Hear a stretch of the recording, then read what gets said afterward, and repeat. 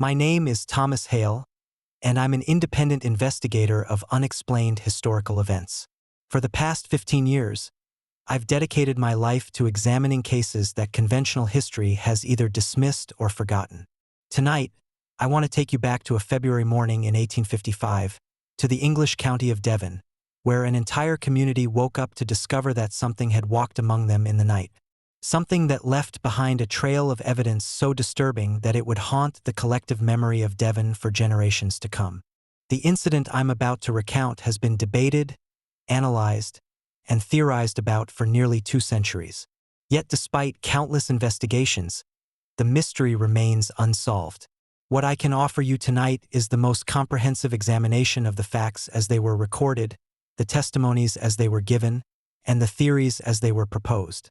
What happened in Devon that winter night challenges our understanding of the possible and forces us to confront the uncomfortable reality that some mysteries may never be solved. The morning of February 9, 1855, dawned crisp and clear across the villages of South Devon. A heavy snowfall the previous evening had blanketed the countryside in pristine white, transforming the familiar landscape into something ethereal and untouched. It was this very snow that would serve as the canvas for one of England's most enduring mysteries. In the village of Topsham, Baker William Hedges was the first to venture outside in the pre-dawn darkness. As he made his way to his shop to begin the day's bread preparation, his lantern illuminated something in the snow that stopped him cold. There, crossing the main street in a perfectly straight line, was a series of marks unlike anything he had ever seen. The prints appeared to be cloven hoofprints, similar to those left by a horse or donkey, but they were arranged in a single file, as if whatever had made them had walked upright on 2 legs.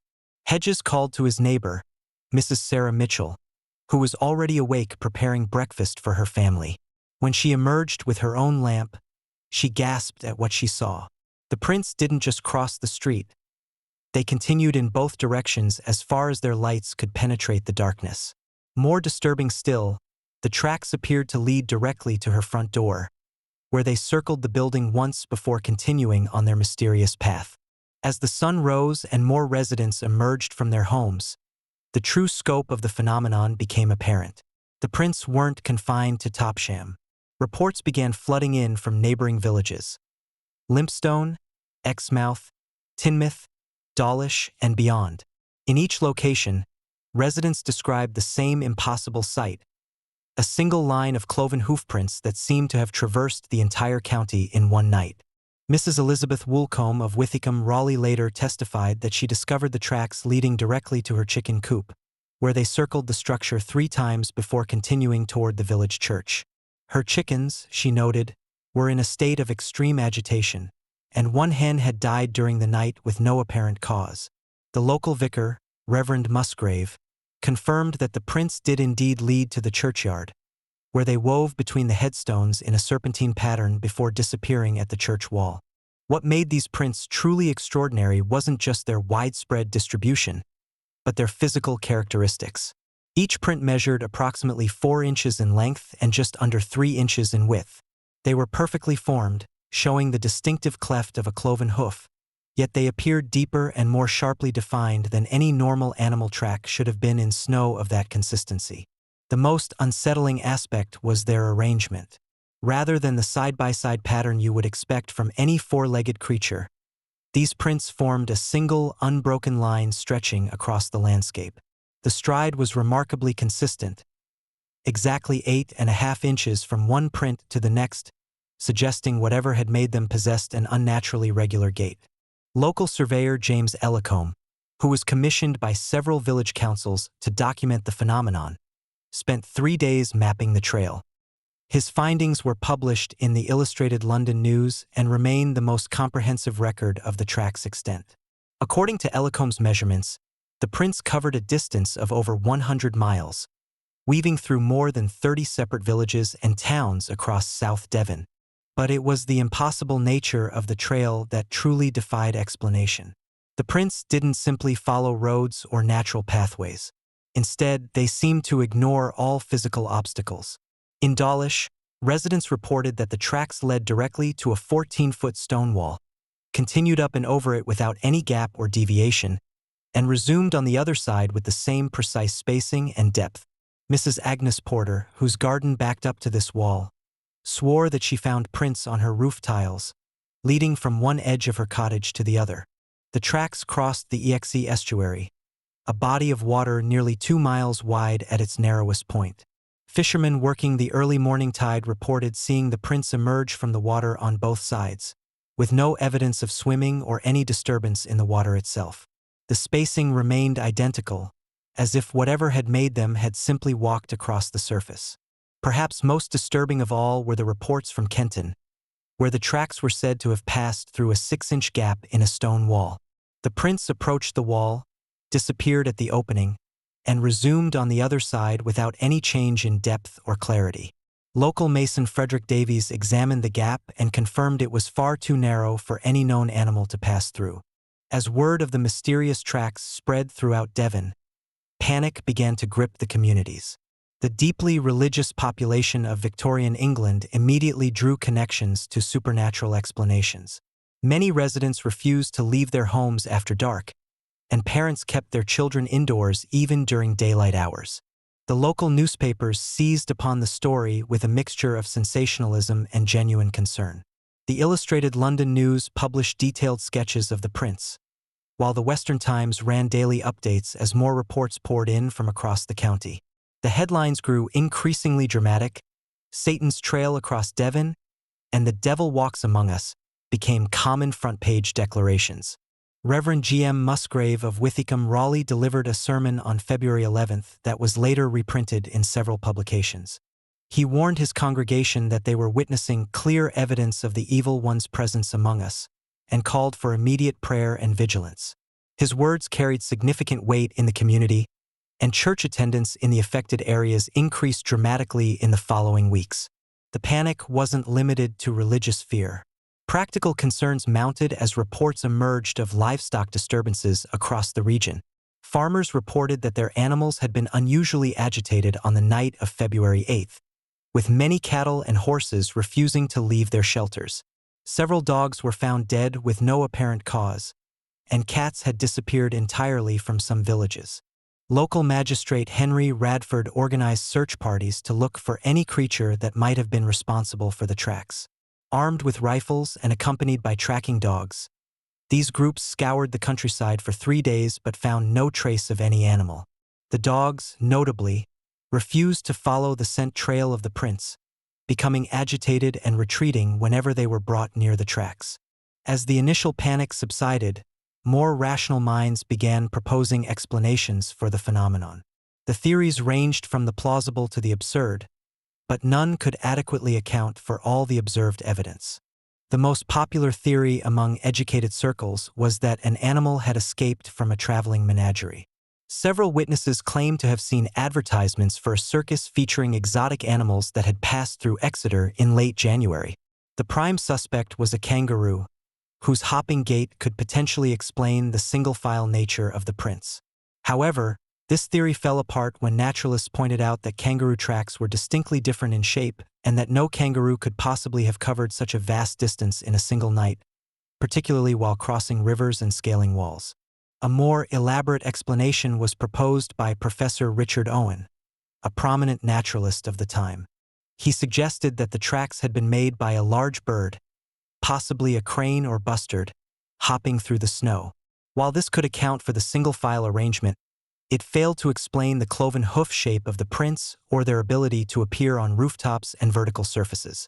The balloon theory emerged from the Royal Institute and was championed by several respected scientists.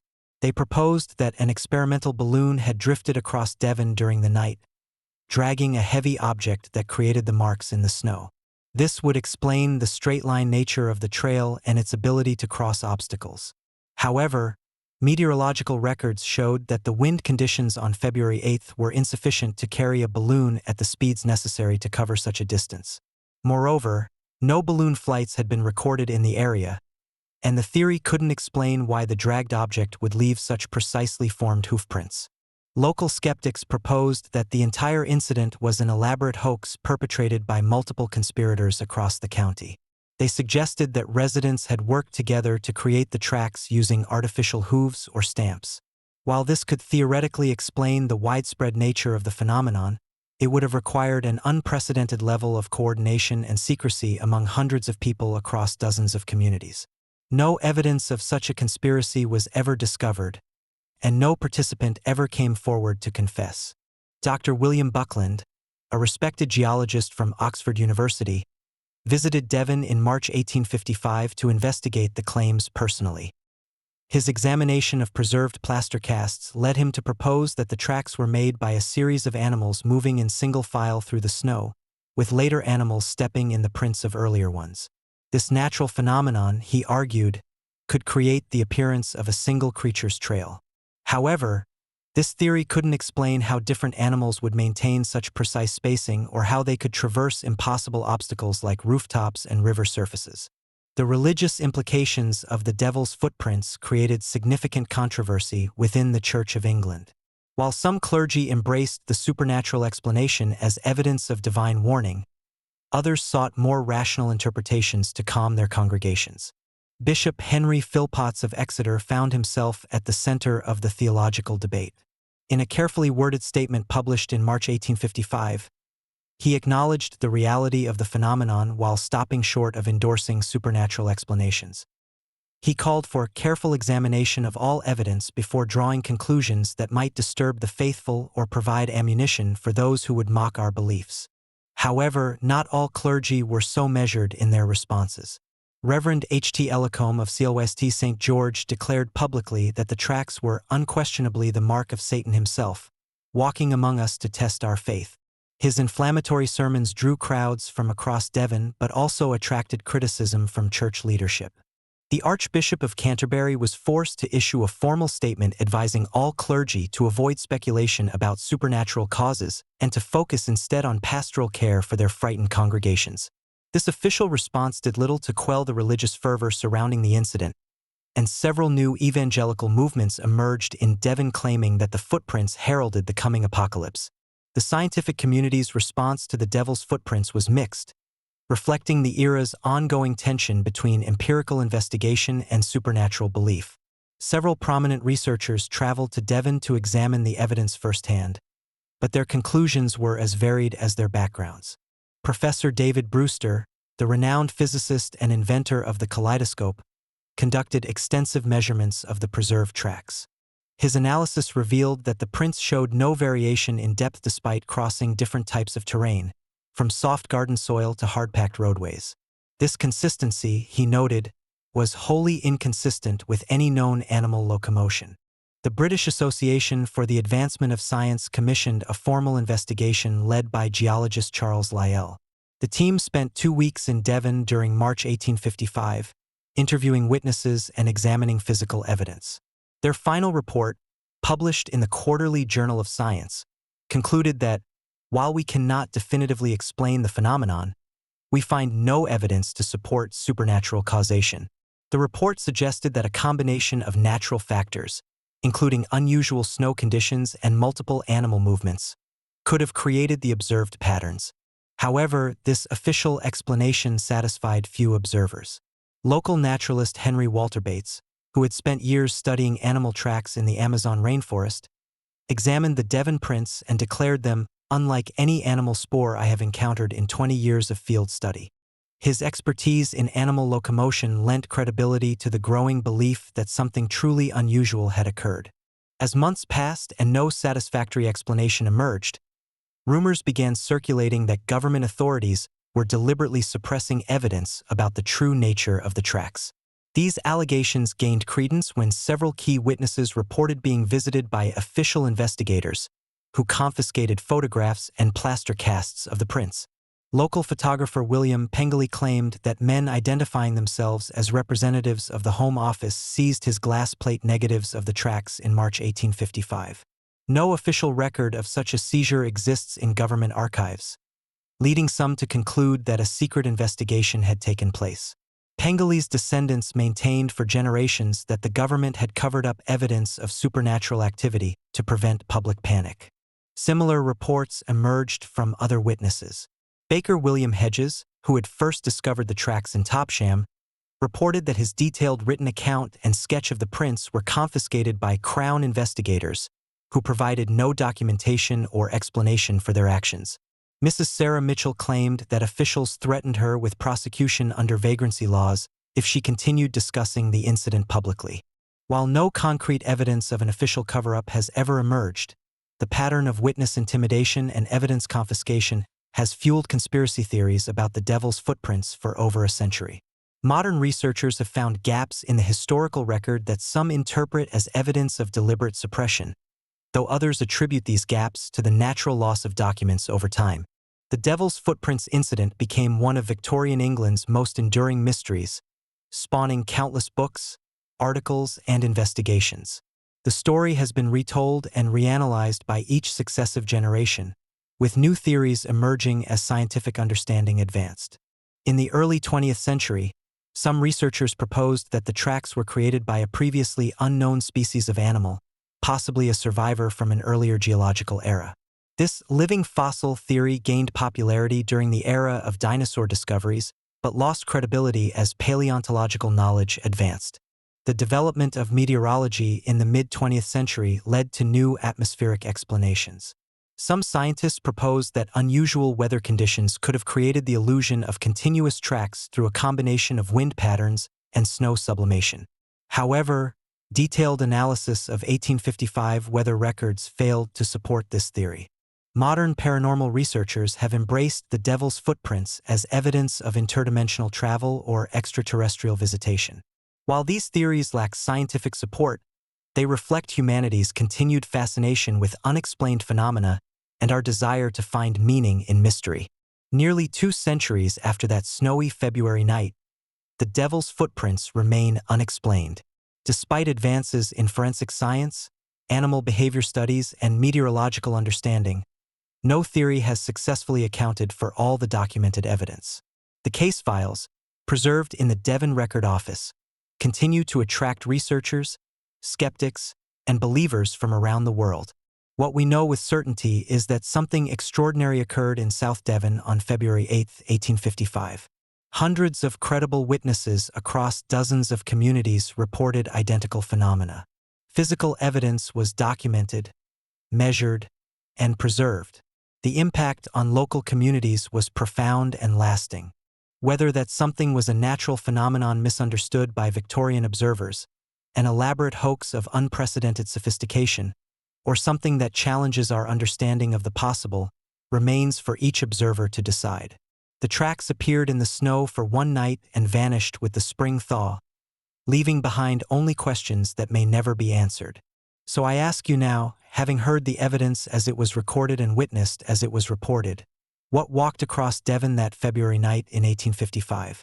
Was it an escaped animal creating panic through misidentification? Was it an elaborate prank perpetrated by unknown conspirators with impossible precision and coordination?